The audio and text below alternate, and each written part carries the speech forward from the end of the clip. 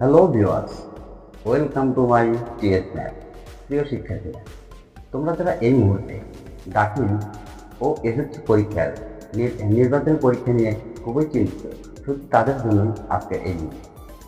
আমি আজকের এই ভিডিওতে তোমাদের নির্বাচনী পরীক্ষার জন্য গুরুত্বপূর্ণ কিছু সংক্ষিপ্ত প্রশ্ন নিয়ে আলোচনা করব।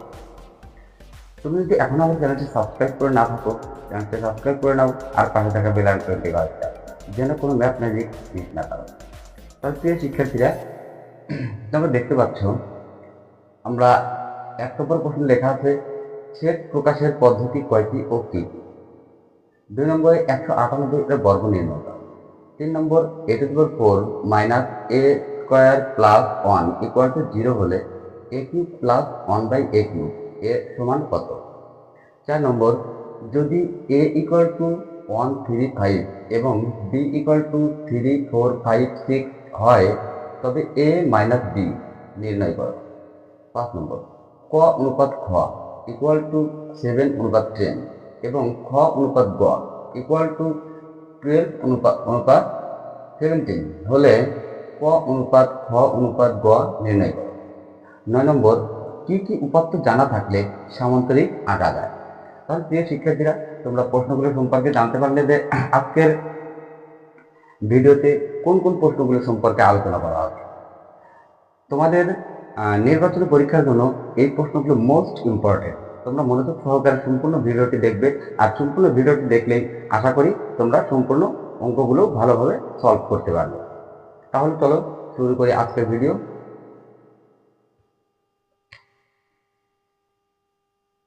প্রথমে আমরা এক নম্বর প্রশ্নের সমাধান করব।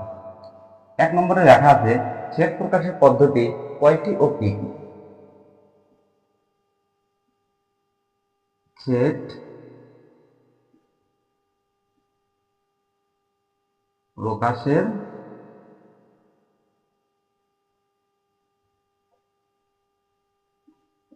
পদ্ধতি।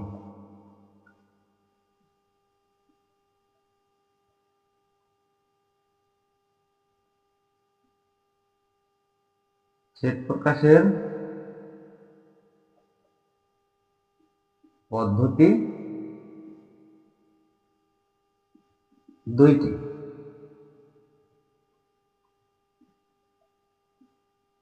পদ্ধতি গুলো হলো 1 নম্বর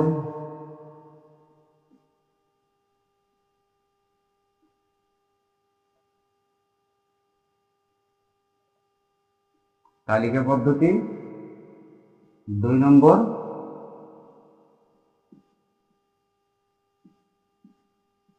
ছেদ গঠন পদ্ধতি। প্রিয় শিক্ষার্থীরা, তোমরা দেখতে পাচ্ছ যে আমরা রেখেছি ছেদ প্রকাশের পদ্ধতি দুইটি। ছেদ প্রকাশের পদ্ধতি হলো দুইটি, আর পদ্ধতিগুলো হলো 1 নম্বর তালিকা পদ্ধতি, 2 নম্বর ছেদ গঠন পদ্ধতি। তাহলে 1 নম্বর প্রশ্নের সমাধান করে ফেললাম। এখন আমরা 2 নম্বর প্রশ্নের সমাধানে চলে যাই। 2 নম্বর প্রশ্নে লেখা আছে 198 এর বর্গ নির্ণয় করো। 198 এর বর্গ নির্ণয় সমান সমান আমরা এখানে যদি 200 লিখি 200 বিয়োগ 2, এখন 200 মধ্যে থেকে যদি আমরা 2 বাদ দিই তাহলে 198 থাকে। আর বর্গের কথা বলছে এই জন্য আমরা এখানে হোল স্কোয়ারটা দিই। এখন মনে মনে আমরা এই 200 কে a কল্পনা করি এবং 2 কে b কল্পনা করি। তাহলে 200 যদি a হয় আর 2 যদি b হয় তাহলে a minus b whole square. তাহলে a মাইনাস b, তোমরা নিশ্চয়ই জানো a minus b whole square বর্গের সূত্রটা কি? a minus b whole square সমান a square minus 2ab plus b square. আমরা এই সূত্রটাকে এখানে বসিয়ে দিই। তাহলে a সমান কত? 200। তাহলে a স্কোয়ার মাইনাস সূত্রের 2, এই সূত্রের 2, তারপরে a সমান কত? 200 আর বি সমান 2, তাহলে 2ab plus B square, B সমান 2, তাহলে আমরা 2 স্কোয়ার দিই। এখন 200 আর 200 যদি আমরা গুণন করি, 200 গুণন 200 আমরা পেলাম কত? তাহলে 200 গুণন 200 আমরা দেখলাম কত হয়, 40,000। 40 এখন দশক শতক হাজার, 40,000 মাইনাস, এখন 2 আর 2 যদি আমরা গুণ করি তাহলে 2 দুগুণে 4, এখন 4 দিয়ে যদি এই 2 এর সাথে গুণ করি 4 দুগুণে 8, আর এই 2টা শূন্য আছে আমরা 2টা শূন্য দেই, প্লাস 2 দুগুণে 4। এখন এটাও প্লাস, এই 4টাও প্লাস, আর এই 40,000 এটাও প্লাস। এখন এই 40,000 আর 4 আমরা যোগ করি, 40 1 2 আর 4 মাইনাস 800। আমরা এখন এর ভিতর থেকে আমরা 800 মাইনাস করে দেই,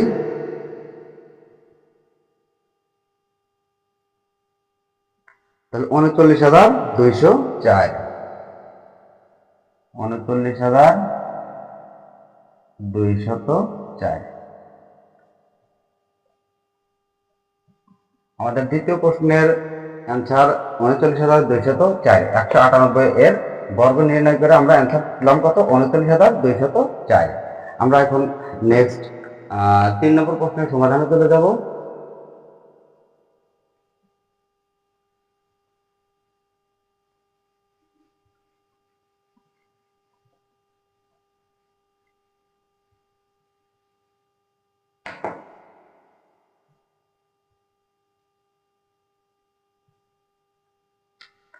আমরা এখন 3 নম্বর প্রশ্নের সমাধানে চলে যাই। 3 নম্বরে লেখা আছে a⁴ minus a square plus 1 equal to 0 হলে a cube plus 1 divided a cube সমান কত? তাহলে আমরা লিখি, দেওয়া আছে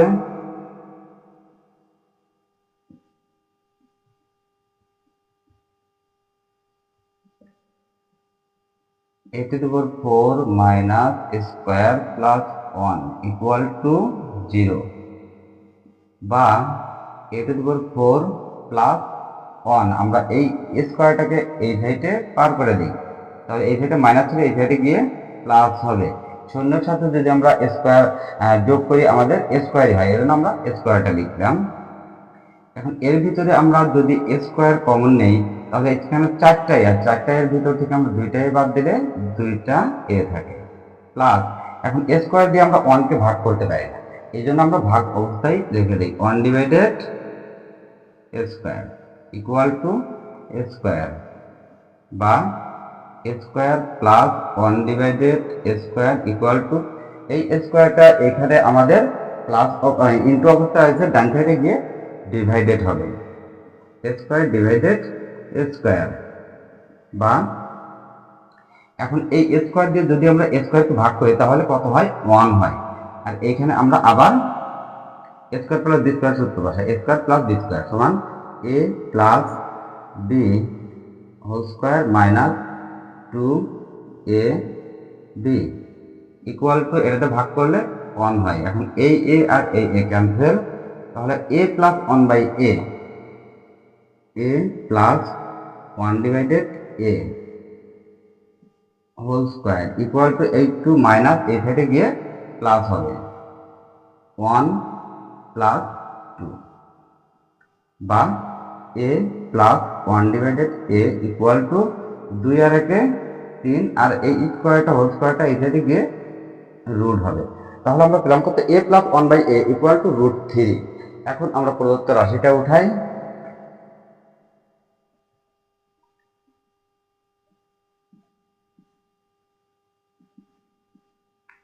রাশি কি দেওয়া আছে, a cube plus 1 divided a cube, a cube plus 1 divided a cube. এখন a কিউব প্লাস এটাকে আমরা a ধরি, এটাকে b ধরি, তাহলে a cube plus b cube সমান সূত্র কি, a plus b whole cube minus 3ab into a plus b। এখন a plus 1 by a plus 1 by a, আমরা a plus 1 by a equal to পেয়েছি কত, √3, আমরা √3 বসাই, এই কিউবটা আমরা এখানে দেই, মাইনাস এই a cancel, 3 into a plus 1/a equal to √3। এখন এইখানে √3 আছে কয়টা? এই কিউব দ্বারা বোঝাচ্ছে √3 আছে 3টা। তাহলে আমরা √3 এইখানে আমরা 2টা লিখি, 2টা ইন্টু √3, তাহলে এই 2টা আর একটা 3টা, মাইনাস 3 √3। এই স্কোয়ার রুট ক্যান্সেল হয়ে যায়, তাহলে থাকবে কত? 3। তাহলে 3 √3 মাইনাস 3 √3, তাহলে এইটা প্লাস এটা মাইনাস, তাহলে 3 √3 মধ্যে যদি 3 √3 বাদ দেয় তাহলে কত থাকে? 0। তার মানে প্লাস মাইনাস ক্যান্সেল হয়ে যায়, এখানে আমাদের 0। তাহলে আমরা অ্যান্সার পেলাম কত? 0। শিক্ষার্থী, তোমরা নিশ্চয়ই বুঝতে পেরেছো যে a কিউব প্লাস 1/a কিউবের মান আমরা কিভাবে বের করলাম। এখন আমরা নেক্সট 4 নম্বর কোশ্চেন চলে যাই।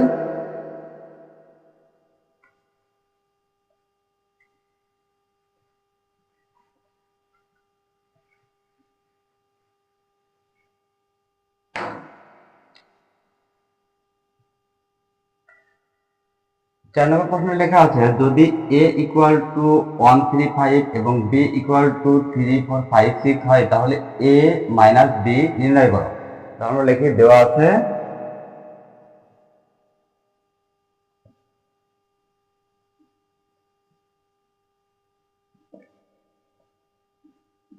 a equal two 135, b equal to 3456 প্রদত্ত রাশি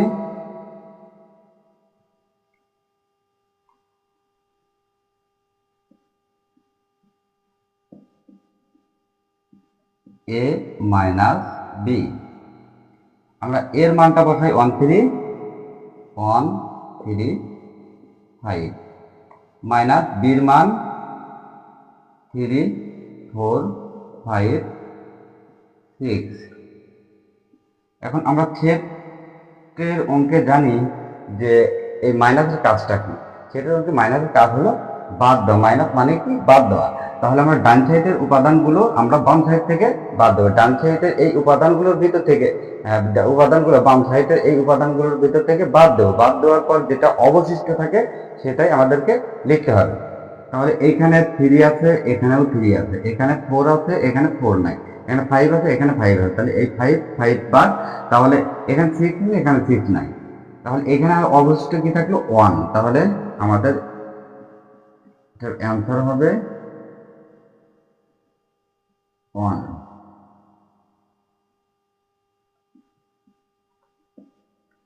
আমরা 4 নম্বর অঙ্কের সমাধান করে ফেললাম। আমরা এখন 5 নং অঙ্কের সমাধান করব।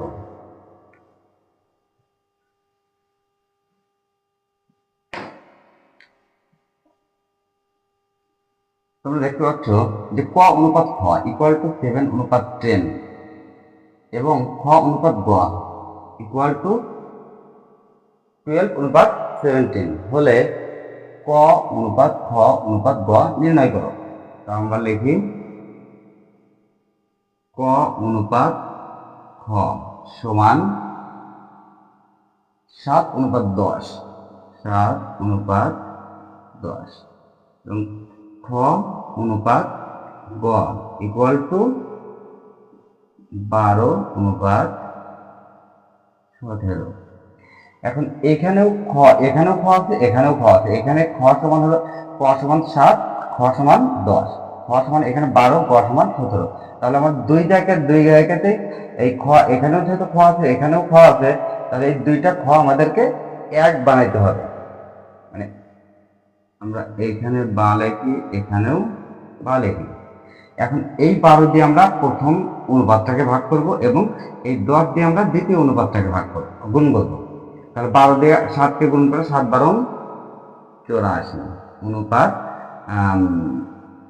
12×10 = 120। এখন এই 10 দিয়ে আমরা এটাকে গুণ করব। তাহলে 12×10 = 120 অনুপাত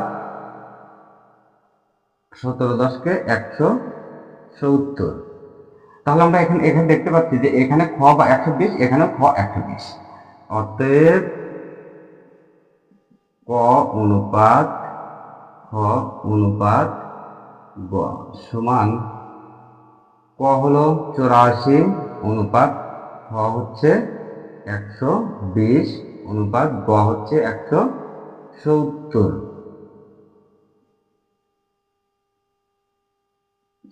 এখন আমরা এমন একটা সংখ্যা নির্বাচন করি যে সংখ্যাটা দিয়ে আমরা তিনটা অনুপাত সংখ্যাকে ভাগ করতে পারি। যদি আমরা 2 দিয়ে ভাগ করি, 42 দুগুণে 84, 60 দুগুণে 120, আর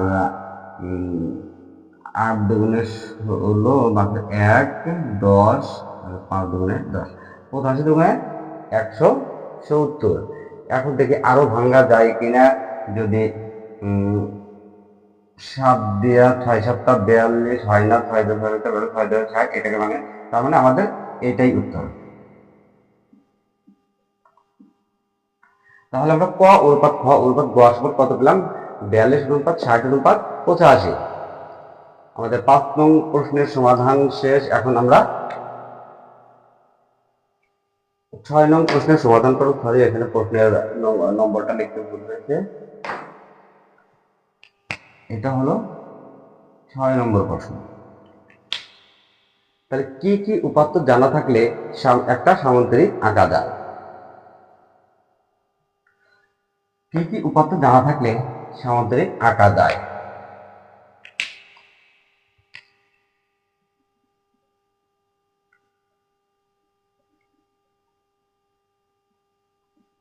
দুটি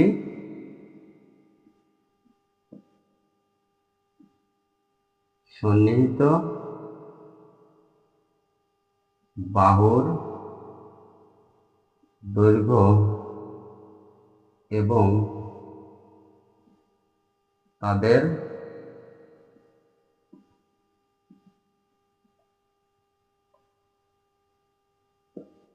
অন্তর্ভুক্ত কোণ জানা থাকলে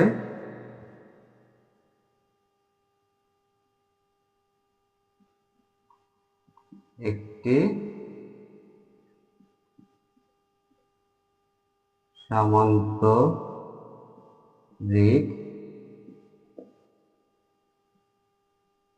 আঁকা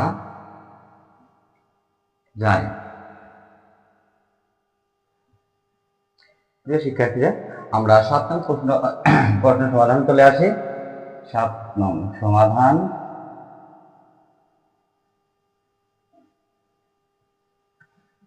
প্রশ্ন তোমরা দেখতে পাচ্ছ 1/6 square a plus 1/cos square a equal two 1। আমাদেরকে প্রমাণ করতে হবে এই বাম সাইড বাম পক্ষটা বাম পাশটা করে আমাদেরকে 1 মিলাইতে হবে। তাহলে আমরা লেফট সাইড লিখি 1/6 square a plus 1/cos square a equal to 1/6 সমান সমান আমরা জানি 1/cos। 1/cos square a plus 1/, আর cos x সমান সমান আমরা জানি 1/sin, তাহলে 1/sin square a equal two, এটা ভাগ অবস্থায় তাহলে আমরা গুণ দিলে সংখ্যাটা উল্টে দেয়, cos স্কয়ার a উপরে যাবে আর 1টা নিচে আসবে, প্লাস সেম একইভাবে 1 গুণন, তাহলে sin স্কয়ার a উপরে যাবে আর নিচে আসবে 1। এখানে ভাগ অবস্থায় আছে, এই ভাগটাকে আমরা যখন গুণন দিয়েছি তখন নিচের সংখ্যাটা উল্টে যায়, নিচের এই অংশটুকু উল্টে যায়, তার মানে cos স্কয়ার a উপরে যাবে আর 1টা নিচে আসবে। সেম একইভাবে এখানেও 1 গুণন এই sin স্কয়ার a উপরে দিয়েছে আর 1টা নিচে দিয়েছে। তাহলে এখন নিচের 1 এর কোনো মূল্য নেই, তাহলে 1 দিয়ে cos স্কয়ার এর সাথে গুণ করলে cos square a plus sin square 1 দিয়ে sin স্কয়ার এর সাথে গুণ করলে sin স্কয়ার a। আমরা জানি সূত্র আছে যে cos square a plus sin square a equal two 1। আমাদের রাইট সাইড কত আছে? 1 equal to right side proofed. প্রিয় শিক্ষার্থীরা, তোমরা নিশ্চয়ই বুঝতে পেরেছো যে আজকের এই অঙ্কগুলো কত সহজে আমরা সমাধান করে দিলাম। আমরা পরবর্তী ভিডিওতে আমরা এই নির্বাচনী পরীক্ষার জন্য সংক্ষিপ্ত যে আর মোস্ট ইম্পর্টেন্ট অঙ্কগুলো আছে সংক্ষিপ্ত, সেই অঙ্কগুলো নিয়ে আলোচনা করব। আমি দুইটি ভিডিওতেই তোমাদের সংক্ষিপ্ত টোটাল প্রশ্ন ক্লিয়ার করে দেবো। ইনশাল্লাহ তোমরা এর ভিতর থেকে 100% কমন পাবে। তাই তোমরা ভিডিওটি একটু স্কিপ করবে না, ভিডিওটি স্কিপ করলে অঙ্কগুলো তোমরা ভালোভাবে বুঝতে পারবে না। যদি ভিডিওটি তোমাদের ভালো লেগে থাকে তাহলে লাইক দিও আর বন্ধুদের সাথে শেয়ার করো। আর এরকম নতুন নতুন মজার অঙ্ক শিখতে চাইলে তোমরা টিএস ম্যাথের সাথেই থেকো। আল্লাহ হাফেজ।